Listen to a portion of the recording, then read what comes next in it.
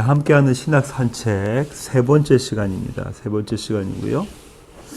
오늘은 말씀하시는 하나님에 대해서 나눠보려고 합니다. 성경론인데요. 말씀하시는 하나님입니다. 인류 역사의 최고의 베스트셀러이면서 동시에 스테디셀러는 성경이죠. 성경의 구약은요, 세계 3대 유일신 종교의 경전입니다. 유대교회, 그 다음에 기독교, 그 다음에 이슬람교가 모두 이 구약을 경전으로 사용하고 있죠. 2017년 통계에 따르면요, 670개의 민족의 언어로 번역되었다고 해요. 대단히 많은 민족의 언어로 번역이 되어져 있습니다. 그죠? 수많은 저자들, 40명이 넘는 저자들이 천여 년 동안, 한 1800년, 1600년 시간 동안 기록했다고 해요. 1600, 1800년 시간 동안 기록했다고 합니다. 대단히 오랜 동안 많은 저자들이 기록한 것이 성경입니다. 오늘 저희는 네 가지 질문에 대해서 살펴보려고 하는데요. 첫 번째 질문은 무엇이 성경인가 라는 것과 두 번째는 성경이 어떻게 하나님의 말씀인가, 하나님의 말씀이 되는가라는 거죠. 세 번째는 성경은 오류가 없는가. 네 번째로는 성경은 어떻게 읽어야 하는가. 이 네 가지 문제에 대해서 답하는 시간 갖도록 하겠습니다. 첫 번째 질문이죠. 무엇이 성경인가? 이건 정경에 관련된 건데요. 정경론이라고도 하고요. 정경이란 말은요, 고든 막대기라는 거예요. 고든 막대기. 이렇게 비뚤어지지 않은 고든 막대기고요. 또는 자로 사용되는 갈대. 예전에는 이집트나 고대 근동지방에서는 갈대를 측량자로 사용했다고 하죠. 측량하는 거잖아요. 기준이 된다라는 것이 정경입니다. 그죠? 그렇습니다. 구약은 어떻게 정경화가 됐냐면요. 가장 먼저 정경화가 된 것은 율법서입니다. BC 440년 정도에 율법서가 정경화됐고요. 이 율법서라는 것은 모세의 오경을 말하죠. 그 다음 예언서입니다. 선지서가 되는데요. BC 200년쯤에 정경화가 되었고요. 그 다음 시가서, 시편을 비롯한 여러 장르의 구약의 성경들이 BC 100년쯤 전에 정경화가 되었고요. 그렇게 해서 성경은 구약이 39권으로 되어져 있는데요. 유대교의 이게 정경으로 완전히 결정된 것은 AD 90년, 주후 90년입니다. 얌리아 회의에서 결정됐습니다. 그러니까 이제 BC 100년부터는 39권이 구약 성경으로 이렇게 받아들여졌기 때문에요. 그래서 예수님 당시와 초대교회 당시는 이 39권의 성경을 사용했다고 생각됩니다. 신약의 정경화는요, 신약은 27권이 정경으로 결정됐는데요. AD 397년, 약 400년쯤이죠. 카르타고 공의회에서 신약 27권이 정경이 됐습니다. 서신서들이 가장 늦게 정경화되었고요. 그렇습니다. 가톨릭과 개신교의 정경을 이렇게 비교해보면 이렇습니다. 가톨릭은요, 구약 39권에다가 가톨릭에서는 제2경전이라고 부르는 외경 7권을 더합니다. 그래서 46권이 되고요. 신약은 똑같이 27권입니다. 그렇게 해서 가톨릭에서는 73권의 성경을 사용하고 있고요. 반면 우리 개신교에서는요, 구약 39권과 신약 27권에서 66권의 성경을 사용하고 있습니다. 여기까지 우리는 성경이 도대체 어떤 것인가, 성경의 정경화에 대해서, 그러니까 정보들에 대한 것들을 우리가 지금 함께 나눴는데요. 이번에는요, 성경이 어떻게 하나님의 말씀인가에 대해서 한번 나눠보기를 원합니다. 성경이 어떻게 하나님의 말씀이라는 건가? 믿지 않은 분들이 많이 질문하는 질문 중에 하나입니다. 성경이 어떻게 하나님의 말씀이야? 이렇게 질문들을 하죠. 성경에는 이렇게 많이 표현되어 있습니다. 여호와께서 이르시되, 여호와께서 말씀하시기를, 여호와의 말씀이 임하여. 구약에서는 이런 구절들이 수없이 많이 반복적으로 사용되고 있고요.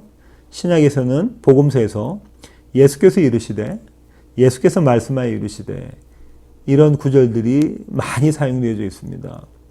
그러니까 성경이 하나님의 말씀이라는 것을 성경 자체가 증명하고 있는 것이죠. 증거하고 있는 것입니다. 또 성경이 어떻게 하나님의 말씀인가라는 것을 볼 때 우리가 가장 중요하게 생각하는 것이 성경은 성령의 영감으로 기록되어진 것이다. 그것 때문에 그렇습니다. 디모데후서 3장 16절을 보시면 모든 성경은 하나님의 감동으로 된 것으로, 감동이라는 단어가 나오죠. 감동, 이 영감이라는 단어인데요. 창세기 2장 7절을 보시면 이렇습니다. 여호와 하나님이 땅의 흙으로 사람을 지으시고 생기를 그 코에 불어넣으시니 사람이 생명이 되니라. 여기서 생기라고 된 것들, 감동, 같은 단어인데요. 감동, 생기, 숨결 이런 거 다 같은 단어입니다. 어떤 뜻 갖고 있냐면요. 하나님에 의해 불어넣어짐이라는 거예요. 하나님이 숨을 불어넣으셨다는 거죠. 하나님께서 숨을 내셨다라는 겁니다. 직역하면 하나님께서 숨을 내셨다. 그래서 서든 신학교의 조용수 교수님은요, 이렇게 말씀하셨는데요. 하나님의 날숨이, 뱉어내는 숨이 아담에게는 들숨, 들이마시는 숨으로 존재한다는 겁니다. 하나님의 날숨이 아담에게는 들숨이 되었다. 그렇죠? 숨을 불어내실 때 아담이 마셨으니까요. 성경은 하나님의 호흡을 근원으로 하여 생겨난 결과물이다. 성경은 하나님의 호흡물이다라는 거죠.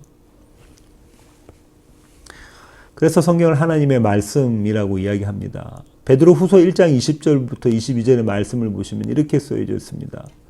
먼저 알 것은 성경의 모든 예언은 사사로이 풀 것이 아니니 예언은 언제든지 사람의 뜻으로 낸 것이 아니요 오직 성령의 감동하심을 받은 사람들이 하나님께 받아 말한 것임이라. 성령의 감동하심을 받은 사람들, 성경의 저자들이라는 거죠. 성경의 감동하심을 받은 사람들. 성령 하나님의 영감이라는 겁니다. 그렇다면요, 이 감동, 영감은 도대체 무슨 의미인가 우리가 한번 생각해 볼 필요가 있겠는데요. 신학자들은 이것을 축자 영감서를 주장합니다. 영어는 verbal inspiration이라고 해서요. 축자 영감. 말틴 로이드 존슨 목사님이 이렇게 말씀하셨습니다. 저자가 기록하는데 오류를 범하지 않도록 하나님의 성령에 의해 통제를 받았다. 하나님의 성령에 의해서 통제를 받았다. 예. 여기서 중요한 부분이 나오는데요. 그 부분이 뭐냐면 단어 하나까지도 하나님의 성령에 의해서 통제를 받았다는 겁니다. 단어 한 단어까지도. 어떤 분들은 이렇게 말하실 수도 있는데요. 무슨 단어 하나까지도, 그렇게 보는 신학자들도 있습니다. 아니다. 단어 하나까지 통제를 받은 것은 아니다라고 보는 신학자도 있는데요. 많은 신학자들이, 복음주의에 있는 많은 신학자들이 단어 하나까지도 성령의 간섭하에 이루어졌다라고 생각합니다. 조영수 교수님이 이렇게 말씀하셨는데요. 하나님은 한 사람의 전 인격, 이 한 사람은 성경 저자를 이야기하고요. 전 인격을 조금도 무시하거나 파괴하지 않고 그대로 보존하면서 하나님의 뜻이 선포되도록 하셨다. 아주 중요한 부분입니다. 전 인격을 조금도 무시하거나 파괴하지 않고 그대로 보존하면서 하나님의 뜻이 선포되도록 하셨다는 거죠. 하나님의 뜻이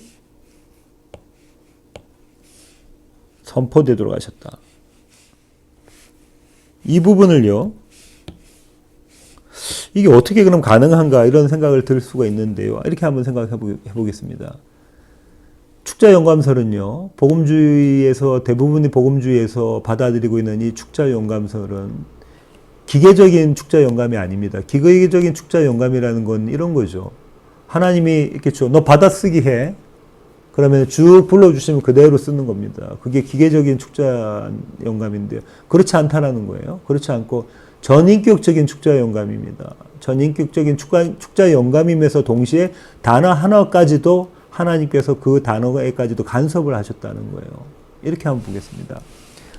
제가 매주 주보에 이 칼럼을 싣습니다. 이렇게 칼럼을 싣는데요. 그 칼럼에 단어 하나를 놓고 고민을 하죠. 이 단어를 쓸까 저 단어를 쓸까 단어 하나를 놓고도 고민을 합니다. 어떤 단어를 쓸까? 비슷한 단어들이 여러 개 있는데 가장 적합한 단어가 무엇일까? 이 단어 하나까지도 제가 고민을 해서 칼럼을 쓰는데요. 그러면 이렇게 한번 생각해 보겠습니다. 성경의 저자들이 그들의 전인격을 담은, 다시 말하면 그들의 교육, 그들의 문화, 그들의 인성, 그 다음에 그들의 글쓰기, 능력, 그죠? 능력, 뭐 패턴 이런 것들도 있을 수 있겠죠. 이 모든 것을 담은 전인격이라고 보시면 되는데요. 이 전인격 가운데서 하나님께서 간섭하신다는 거예요. 단어 한 개를 아까도 제가 말씀드린 것처럼 제가 칼럼 한 개 쓸 때도 단어 한 개를 가지고 고민한다고 말씀드렸고요. 어떤 표현이 좋을지 여러 번 쓴다고 이렇게 말씀을 드렸는데요. 그럼 성경의 저자들은 성령 하나님께서 이 단어 하나를 고르는데도 간섭하신다는 거예요. 그 사람의 인격 안에서, 그 사람의 바운더리 안에서요. 그 사람의 수준 안에서 그렇게 한다는 거예요. 그러면 그 단어가 어떤 의미를 가질까요? 어떤 단어 하나를 골랐습니다.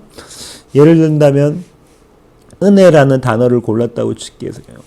이 은혜라는 단어를 사용할 때 성령 하나님이 이미 이 구약에서 이 은혜라는 단어가 어떻게 쓰여졌는지를 다 아시고 계십니다. 그죠? 신약에 만약에 저자가, 성경 기자가 신약 성경을 쓸 때는 말씀이죠. 그럼 그것이 어떻게 연결되는 것을 성령 하나님 다 알고 계시죠. 왜냐하면 하나님께서 이 성경의 저자시기 때문에 그렇습니다. 그렇죠? 그래서 거기 그렇게 간섭하신다는 거예요. 개입하신다는 것이죠. 하나님의 뜻이 온전히 드러날 수 있도록 하나님께서 간섭하시고 개입하시고 통제하신다는 겁니다. 그런데 그것이 이 저자가 그냥 그렇게 무작정 끌려가는 모습이 아니라 그 사람의 전인격 안 가운데서 한다는 얘기죠. 나중에도 저희가 나누겠지만 이것이 참 은혜가 되는 부분입니다. 하나님은 우리 모습 그대로, 우리 이 삶의 모습 그대로, 우리 전인격을 그대로 사용하시면서 복음을 알게 하시고 복음을 살아가게 만들어내시는 거죠. 세 번째 질문입니다. 성경은 오류가 없는가? 성경은 잘못된 것이 없는가? 이것을 우리는 신학적으로는 성경의 무오성이라고 하는데요. 무오성. 존 프레임이라는 신학자는 이렇게 이야기했습니다. 무오성은 성경이 사실이며 진리라는 말이다라는 거죠. 진리이지 모든 면에서 정확하다는 뜻이 아니다라는 겁니다. 이거 참 중요한 포인트입니다. 무엇이냐면 성경은 모든 면에서 정확하다는 뜻이 아니다라는, 이게 잘못됐다는 것은 아니에요. 아까도 말씀드렸다시피 성경 저자의 삶의 자리가 있었잖아요. 성경 저자들의 삶의 자리가 있었습니다. 그 사람들의 과학적인 지식, 그 다음 문화, 그 다음 양식, 이런 바운더리, 이런 것들, 테두리, 이런 틀 안에서 성경이 기록되어졌다는 것이죠. 그러니까는 이 성경은 과학의 지식을 이야기하려고 하는 것도 아니고요. 성경은 또 다른 다른 부분, 의학이라든지 다른 부분의 이야기를 하려고 하는 것도 아닙니다. 성경은 오로지 하나님의 뜻이 성경을 읽는 사람들에게 전달되게 하고자 하는 것이 목적인 거죠. 그 목적에 준해서 바라본다면 성경은 무오성, 성경은 사실이고 진리이고 아무것도 잘못된 게 없다는 겁니다. 이 아주 중요한 포인트입니다.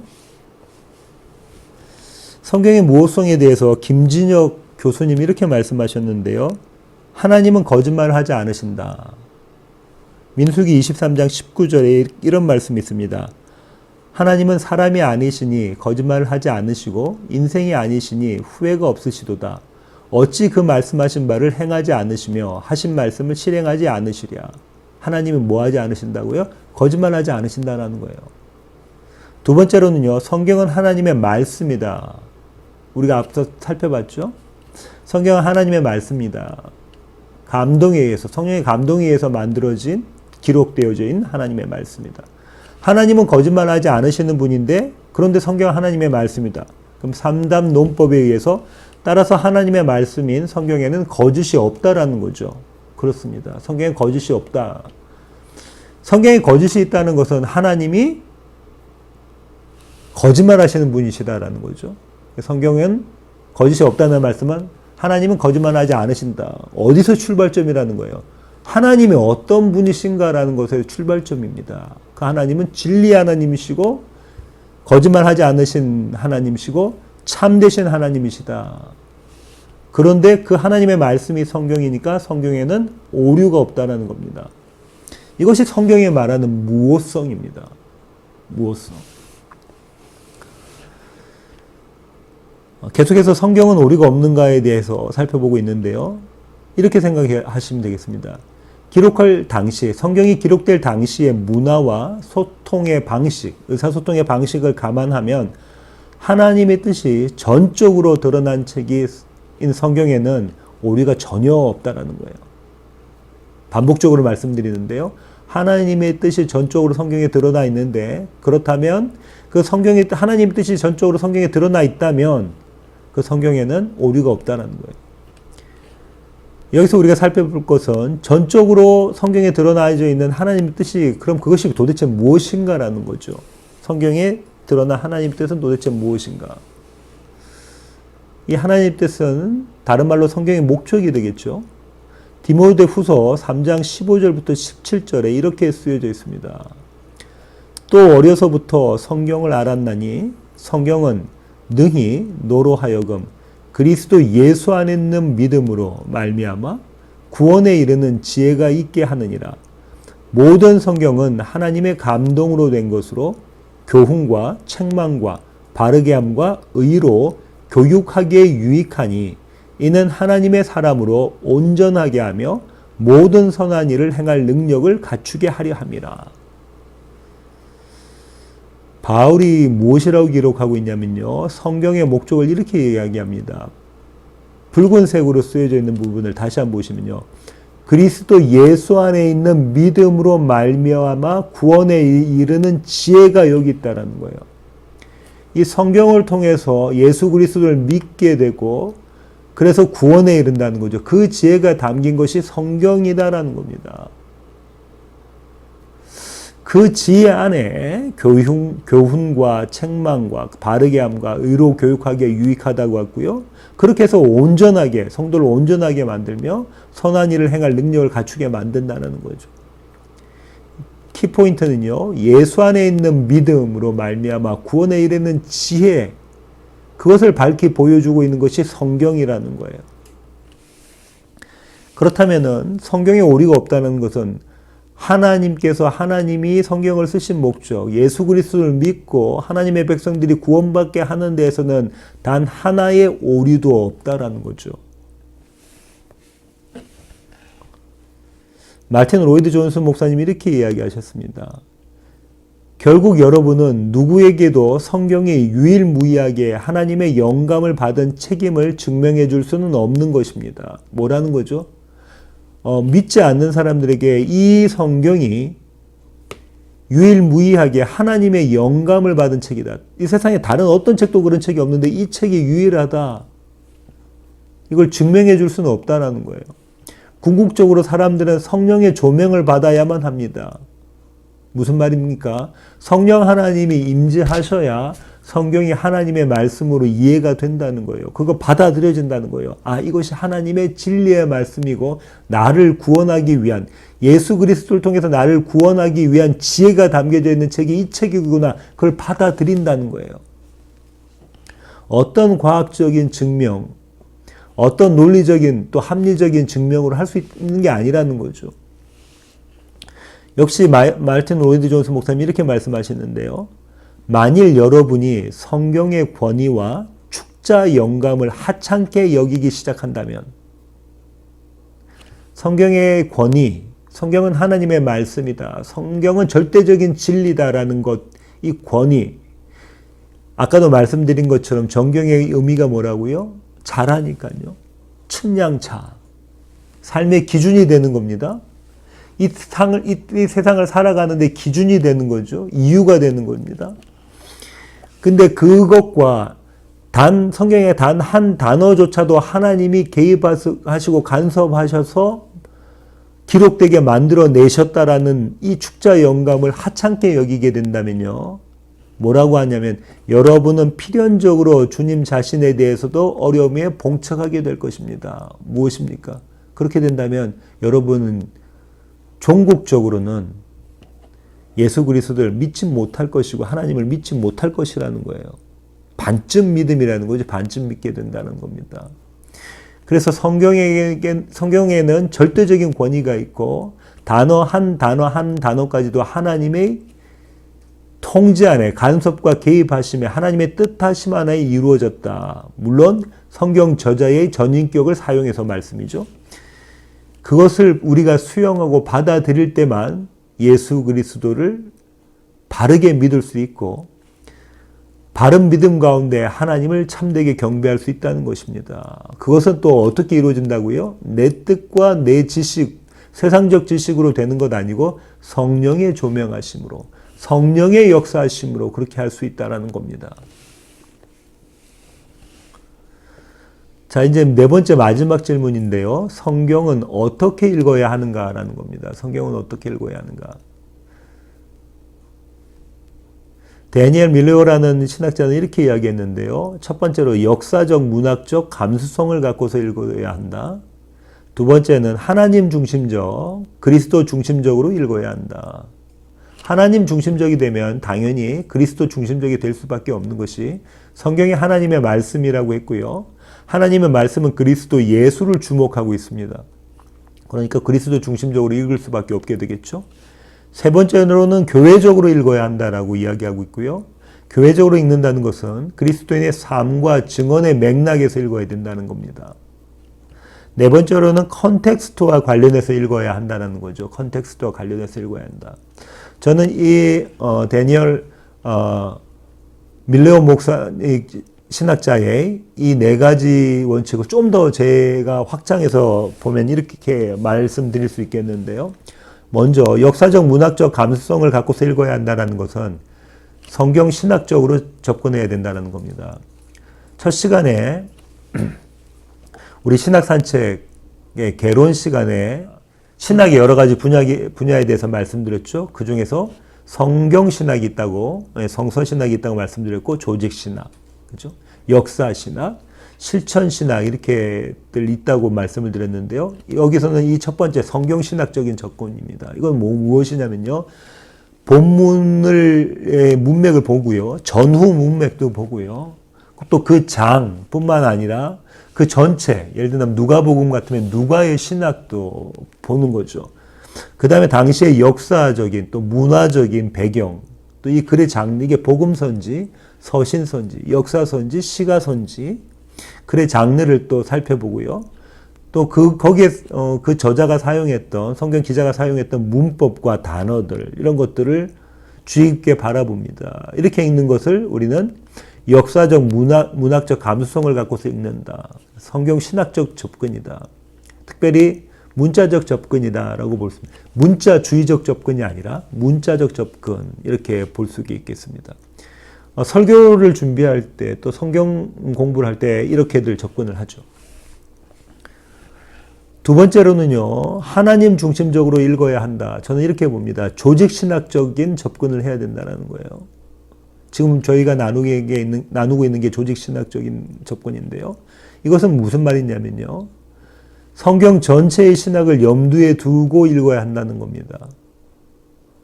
마치 어느 한 부분이 그리스도의 윤리적인 모습으로 비춰질 수 있지만 사실상 이것은 성경 전체를 놓고 봐야 된다는 겁니다. 이 부분이 아주 중요한 겁니다. 예. 이 단어들이 성경의 다른 부분에서는 어떻게 사용되었고 또 구약 성경에는 어떻게 사용되었고 또 이 단어들이 이야기하고 있는 하나님의 뜻은 도대체 무엇인지 그런 것들을 성경 전반에 걸쳐서 바라보면서 그렇게 조명하면서 봐야 된다는 겁니다. 자, 세 번째로는요. 교회적으로 읽어야 된다. 이건 실천신학적 접근이라고 보시면 되겠습니다. 실천신학은 말씀드린 것처럼 설교론도 있고요. 또 전도와 그 다음에 뭐 선교화, 목회화, 예, 또 기독교 교육학, 기독교 윤리학, 기독교 상담학 여러 가지들이 있을 수가 있는데요. 성경 말씀을 가지고 실천신학적으로 접근한다는 겁니다. 김진혁 교수님 이런 말씀하셨는데요. 성경은 눈으로 읽는 책이라기보다는 귀로 듣는 책이었다. 예전부터 성경은 귀로 들었다는 거죠. 귀로 들었다. 이 말씀은요. 성경은 공동체의 책이다라는 거예요. 단순히 눈으로 읽는 것보다 귀로 들었다라는 것, 그 뜻 이야기하고 있는 것이 아니라 성경은 공동체의 책이다라는 거예요. 저는 교회는 해석학적 공동체이라고 바라보고 있는데요. 교회는 해석학적 공동체입니다. 예. 성경을 어떻게 해석하느냐로 모이는 사람들이에요. 교회에서 선포되어져 있는 하나님의 말씀이 또 가르치고자 있는 하나님의 말씀이 그 말씀에 동의하고 그 말씀을 따라 살려고 하는 사람들이 모이는 공동체라는 거죠. 교회는 그래서 개교회는 해석학적인 공동체입니다. 어떤 교회에서 복음이 왜곡되어져서 잘 사는 것, 그 다음에 또 성공하는 것, 이게 성공하고 잘 사는 것, 이렇게 복음이 해석되어진다면, 예수 믿는 이유가 그렇게 된다면 그것을 바라고 그것을 욕망하는 사람들이 그 교회에 모이게 된다는 것이죠. 그래서 어떤 면에서는 교회는 신학 공동체입니다. 동일한 신학을 갖고 있는 사람들이 모임인 거죠. 자, 성경을 그럼 우리는 어떻게 읽어야 하는가에서 네 번째, 컨텍스트와 관련해서 읽어야 한다는 것은요. 저는 이렇게 받아들였는데요. 비제한적이다. 다시 말하면 지금까지 첫 번째, 두 번째, 세 번째 우리가 다루었지 않습니까? 첫 번째, 두 번째, 세 번째. 지금까지 우리가 살펴본 것처럼 다시 한번 리뷰를 해볼까요? 역사적, 문학적 감수성을 갖고서 읽어라. 다시 말하면 문자주의적으로 성경신학적으로 접근해라 라는 것과 하나님 중심적, 그리스도 예수 중심적으로 읽어라. 다시 말하면 성경 전체의 신학을 염두에 두라. 조직신학적으로 접근해라. 교회적으로 읽어야 된다. 교회는 신학 공동체인데 실천신학적인 접근을 읽어야 된다. 성경은 공동체의 책이다. 이 세 가지와 더불어서 컨텍스트와 관련해서 읽어야 된다는 말은 열린 마음, 이 열린 마음은 성령의 역사가 있으셔야 된다는 거예요. 성령이 조명해 주셔야 된다는 겁니다. 성령의 조명에 따라 읽어야 된다는 겁니다. 그렇게 읽어야지만 성경을 바르고 정확하게 읽을 수 있다는 것이죠. 자, 그러면 우리는 어떻게 하여야 하는가? 로마서 10장 17절에 바울이 이렇게 이야기했습니다. 그러므로 믿음은 들음에서 나며 들음은 그리스도의 말씀으로 말미암았느니라. 믿음은 들음에서 난다. 그죠? 믿음은 들음에서 난다.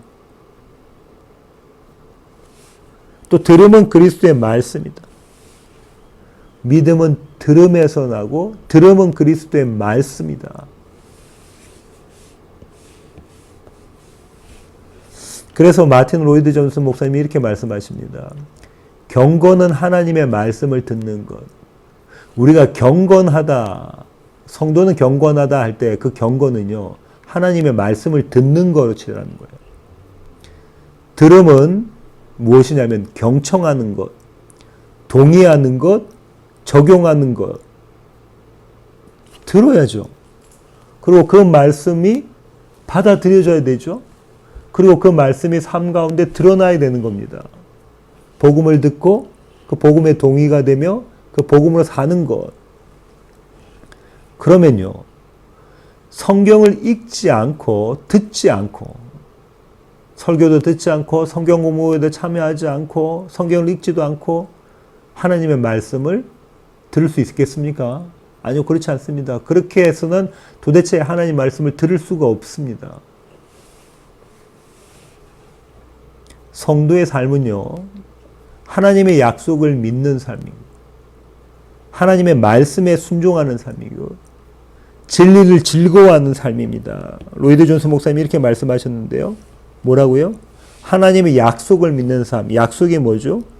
어디에 쓰여져 있습니까? 성경이에요. 말씀에 순종하는 삶. 성경이죠. 진리를 즐거워하는 삶. 성경이죠. 약속, 말씀, 진리는 모두 성경이고요. 이 성경에 가리키고 있는 분은 한 분 예수 그리스도십니다. 우리는 그분을 믿고 그분과 연합함으로 하나님을 예배할 수 있습니다. 성부 하나님을 예배할 수 있죠. 이것이 성도의 삶입니다. 로이드 존스 목사님이 이렇게 말씀하시죠. 이것이 성도의 삶. 약속을 믿어야 되고 그 약속 믿는 말씀에 순종해야 되고 그리고 또 이 진리를 즐거워해야 합니다. 그래서요 시편 기자는 아침 저녁으로 내가 주님의 말씀을 묵상한다. 입술로 조아린다고요. 그 즐거워한다, 기뻐한다라고 이야기하고 있죠. 성도는 그래야 된다라는 겁니다. 성경은 하나님의 날숨과 우리의 들숨이라고 아까 조영석 교수님 말씀하셨는데요. 하나님의 날숨과 우리의 들숨입니다. 하나님은 내뱉으시고 우리는 마시고 하나님은 내뱉으시고 우리는 마시고 무슨 말입니까? 호흡이라는 거죠. 누구와 함께요? 하나님과 함께하는 호흡이라는 거예요. 그럼 이렇게 생각해 보겠습니다. 호흡이 없는 사람은 죽은 사람입니다. 왜냐하면 호흡이 생명이니까요.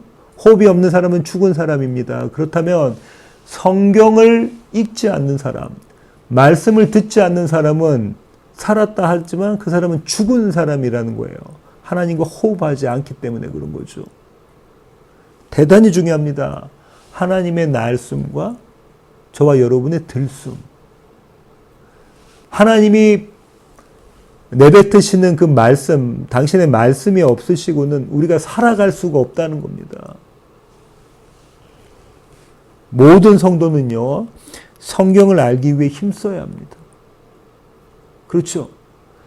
우리가, 저와 여러분이 정말로 성경을 읽고 성경의 말씀을 듣는 것, 성경을 배우는 것, 또 성경을 가르치는 것이 우리의 생명이라고 여긴다면, 참으로 우리의 생명이라고 여긴다면 우리는 이 말씀을 듣기 위해서, 이 말씀을 읽기 위해서, 이 말씀을 가르치고 배우기 위해서 힘을 써야 합니다.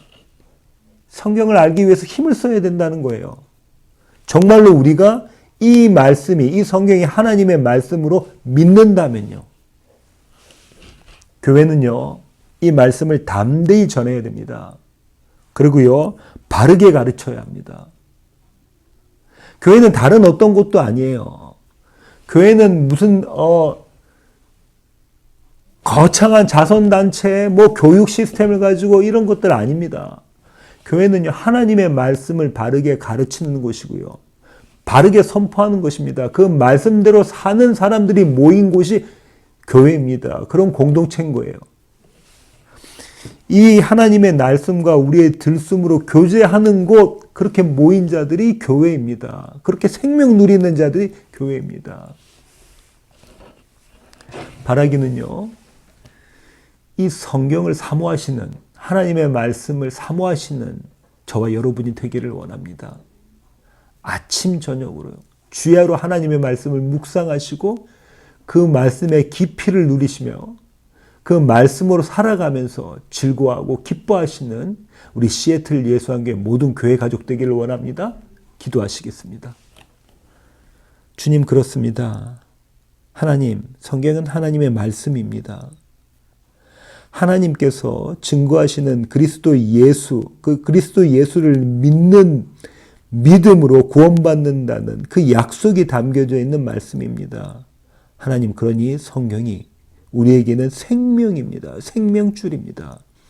하나님, 이 생명을 소중히 여기는 자들 되게 하여 주시고 이 생명으로 하루하루를 살아가는 자들로 주님 저희들을 만들어 주시옵소서. 하나님 말씀 읽기와 듣기에 힘을 쓰는 자들로 주님 저희들을 그렇게 붙잡아 주시옵소서. 귀하신 예수님의 이름으로 기도합니다. 아멘.